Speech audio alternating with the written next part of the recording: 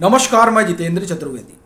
NDA के सहयोगी TDP के मुखिया और आंध्र प्रदेश के मुख्यमंत्री चंद्रबाबू नायडू ने इकोनॉमिक्स टाइम्स से एक लंबी चौड़ी बातचीत की है। उस बातचीत में उन्होंने बड़ा भारी खुलासा किया है। वो जो खुलासा है वो सीधे तौर पर हिंदुस्तान की राजनीति को प्रभावित करने जा रहा है। सवाल यह है कि वो खुलासा है क्या, एक, और दूसरा उसका क्या असर पड़ने जा रहा है नरेंद्र मोदी की अगुवाई वाली सरकार पर, और फिर उसे इस लिहाज से क्यों देखा जा रहा है कि जो कुछ चंद्रबाबू नायडू ने कहा है वो दरअसल एक योजना है जिस योजना को लीक कर दिया गया है। तो ये जो लीकेज हुआ है, इस लीकेज के पीछे की वजह क्या है, आखिर में किस रणनीति के तहत इतना बड़ा खुलासा जो है वो नायडू साहब ने किया। क्या प्रधानमंत्री नरेंद्र मोदी ने इस बाबत उनको कह रखा था? क्या इसी मिशन पर पीएम ने उन्हें लगा रखा था जिसका बाकायदे उन्होंने रहस्य उद्घाटन किया इकोनॉमिक्स टाइम्स के अपने साक्षात्कार में? तो वो क्या है उसको थोड़ा समझेंगे, साथ ही साथ ये जानने की कोशिश करेंगे कि डीएमके ने जो ऐलान किया है उसका निहितार्थ क्या है। बहुत बड़ा जो है घोषणा एक तरीके से कही जाए कि डीएमके की ओर से हुई है, और यह घोषणा कई सारे समीकरण बदल देने वाली है। और ऐसा नहीं है कि एमके स्टालिन बाहर निकलकर कुछ बोले हैं। उनका जो मुखपत्र है उस मुखपत्र में जो आलेख है वो आलेख बहुत कुछ बयान कर रहा है। ये वैसे ही है जैसे आप समझिए कि आरएसएस को लेकर कहा जाता है कि साहब 5 जन में आ गया, ऑर्गेनाइजर में आ गया, कमोबेश वैसा ही आप समझिए ये डीएमके का मुखपत्र है। ये मुखपत्र साफ संदेश दे रहा है। वो संदेश लाउड एंड क्लियर है जो हिंदुस्तान की सियासत को एक नए सिरे से परिभाषित करने जा रहा है। तो वो क्या है उसे भी हम जानेंगे, लेकिन शुरुआत करते हैं चंद्रबाबू नायडू से। देखिए, चंद्रबाबू नायडू जो है ना वो विश्वस्त सहयोगी हैं।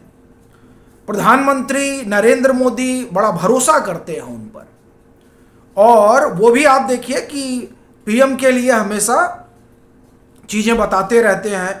उन्होंने यहाँ तक कहा है कि भाई हमने जितने प्रधानमंत्रियों के साथ काम किया है उनमें सबसे बेहतर प्रधानमंत्री जो हैं वो मोदी जी हैं। यही नहीं, उन्होंने कहा कि साहब वो इस सदी के नायक हैं। ये बातें वो कह रहे हैं पीएम को लेकर। अभी जब पीएम का 12 साल पूरा हुआ बतौर प्रधानमंत्री, तो उन्होंने बाकायदे एक लंबा चौड़ा लेख लिखा, और उस लेख में उन्होंने विस्तार से बताया कि किस तरह से पीएम ने ट्रांसफॉर्म किया है किसको, हिंदुस्तान को। सवाल ये उठता है कि जब वो इस तरह की चीजें लिख रहे हैं, इस तरह की बातें पीएम को लेकर बोल रहे हैं, और तमाम दबाव के बावजूद वो पीएम के साथ खड़े रहे। दबाव इसलिए कह रहा हूं क्योंकि 2024 में नतीजे आने के बाद से ये कोशिश लगातार होती रही कि किसी तरह से चंद्रबाबू नायडू को तोड़ लिया जाए, लेकिन उसके बाद भी वो खड़े रहे प्रधानमंत्री के साथ डटकर। वो चंद्रबाबू नायडू जब इस तरह का खुलासा करते हैं तब ये प्रश्न बड़ा हो जाता है कि क्या ये सरकार की कोई सोची समझी रणनीति है। सवाल ये उठता है कि क्या खुलासा उन्होंने किया है। इकोनॉमिक्स टाइम्स का जो उनका अपना साक्षात्कार है वो आप देखिए, वो बहुत जबरदस्त है और बहुत बड़ा भी है। तो पहले वो बताता हूं, फिर डीएमके वाली जो घोषणा है वो भी बड़ी है। तो वो क्या है वो भी हम लोग समझेंगे। देखिए, delimitation bill return with 50% seat increase clause says Naidu. ये आप एक तरह से समझिए कि ये बड़ा जबरदस्त खुलासा है।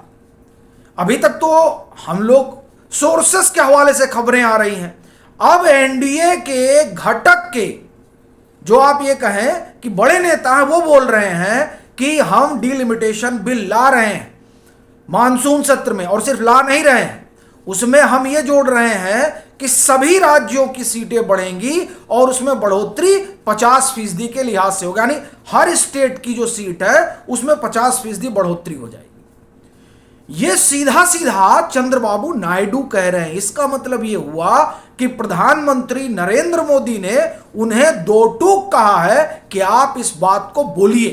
क्यों बोलिए? इसलिए बोलिए ताकि जो और दल हैं, क्षेत्रीय छत्रप हैं, जो इस बात से डरे हुए हैं कि साहब ये जो डिलिमिटेशन होने जा रहा है उस डिलिमिटेशन से उनका नुकसान होगा, खास तौर से जो दक्षिण भारत के राज्य हैं वो, उन्हें इस बात की शंका है। और उस शंका में भी आप देखिए कि डीएमके की भी शंका है। ठीक है, तो इस कारण ये जो उन्होंने खुलासा किया है, ये खुलासा बहुत बड़ा है। देखिए वो क्या कह रहे हैं। BJP lead NDA government will introduce the delimitation bill again clearly spelling out a 50% proportional increase across states. Andhra Pradesh Chief Minister and key NDA ally Chandrababu Naidu told Economic Times. In an exclusive interview, Naidu said the NDA government will bring the delimitation bill.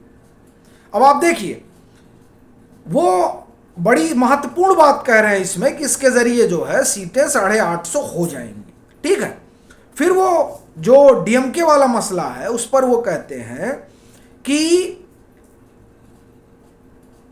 आप इस sentence को सुनिए, बड़ा रोचक खुलासा है। With the TMC splitting and 20 MP jumping ship and DMK main concern of the sudden states being punished address the legislative package is likely to the past to pass.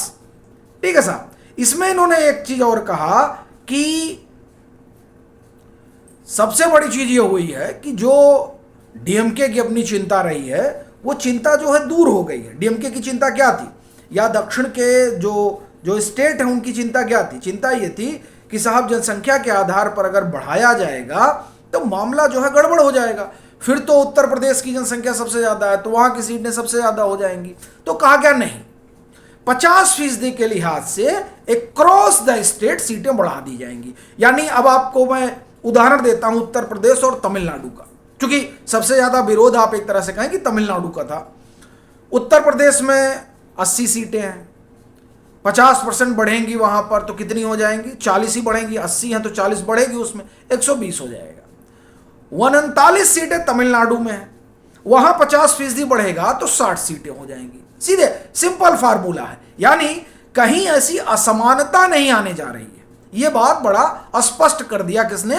Chandrababu Naidu ने। और यह जो स्पष्टीकरण उन्होंने किया है इसका असर होगा तमाम वो क्षेत्रीय छत्रप जो इस बात से डरे हुए थे कि इस डिलिमिटेशन के बाद उनका नुकसान होगा।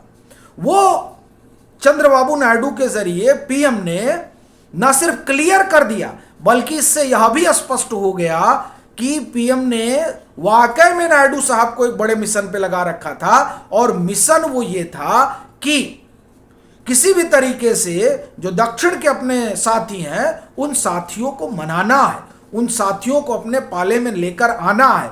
और चंद्रबाबू नायडू इस मामले में सफल रहे। दक्षिण के जो सहयोगी हैं उन सहयोगियों को मिलाने में। अब ये मैं क्यों कह रहा हूं ये मैं आपको बताऊं उससे पहले जो उनका एक इसी बातचीत में जो एक उनका कहा है वो आपको सुनाता हूं। The political circumstances have changed in West Bengal and Tamil Nadu.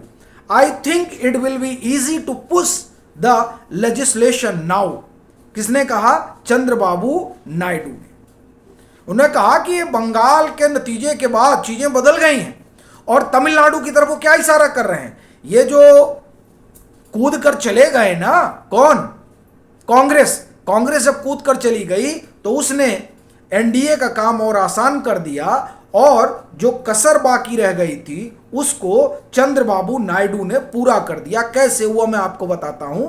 और इससे यह बड़ा साफ हो जाता है कि चंद्रबाबू नायडू को पीएम ने यह मिशन दिया था तात्कालिक तौर पर कि भाई ये जो मामला है इसको सॉल्व करिए, और चंद्रबाबू नायडू ने इसको सॉल्व कर दिया है। ये मैं क्यों कह रहा हूं तो सुनिए। जो डीएमके है, डीएमके का मुखपत्र है मुरासोली, मुरासोली में ये क्या लिख रहे हैं। देखिए, जो काम आप एक तरह से कहें कि बीजेपी का है, वो काम ये कर रहे हैं। बीजेपी का मैं इसलिए कर रहा हूँ क्योंकि बीजेपी जो है हमलावर रहती है और डीएमके तो इनकी सहयोगी रही है। अब डीएमके अगर इस तरह का हमला कर रही है तो बड़ी बात है। अब ये अपने अखबार में क्या लिख रहे हैं। राहुल गांधी अपरिपक्व नेता है, ये आप समझ रहे हैं इसका मतलब। ये खुला ऐलान है डीएमके का कि हम एनडीए के साथ खड़े हैं। इससे बड़ा, इससे लाउड कोई ऐलान हो नहीं सकता उस डिलिमिटेशन बिल को लेकर, उसके समर्थन को लेकर, जिसके लिए बीजेपी अभी 2 महीना 3 महीना पहले तक इस आस में थी कि साहब कहीं किसी तरह से यह बिल हम पास करा ले जाते। उस बिल को लेकर देखिए कि क्या बात कह दी गई डीएमके के जरिए। डीएमके ने कहा कि कांग्रेस ने हमारे साथ विश्वासघात किया है,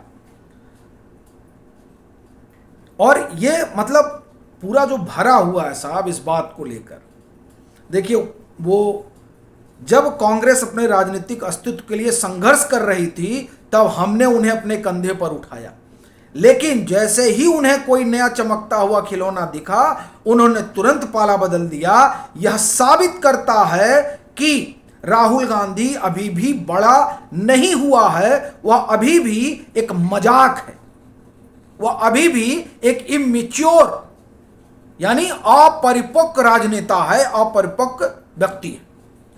इतना तीखा हमला डीएमके ने किया है, इस हमले से साफ हो गया है कि डीएमके ये जो मामला है डिलिमिटेशन बिल वाला, उस पर ये समर्थन करने जा रहे हैं और इनको नायडू साहब ने मना लिया है। यह भी स्पष्ट हो गया है क्योंकि ये 15 जून का जो नायडू साहब का इंटरव्यू है जिसमें उन्होंने कहा कि अब डीएमके को भी कोई दिक्कत नहीं है। इसका मतलब ये हुआ कि अंदर खाने पूरी चर्चा हो चुकी है और जिस 2/3 की बात हो रही थी अब मामला उस 2/3 से आगे जा चुका है। और ये बिल यही नहीं, ऐसे कई बिल जहां विशेष बहुमत की जरूरत है वो पास कराने में बीजेपी गठबंधन अब सक्षम हो गया।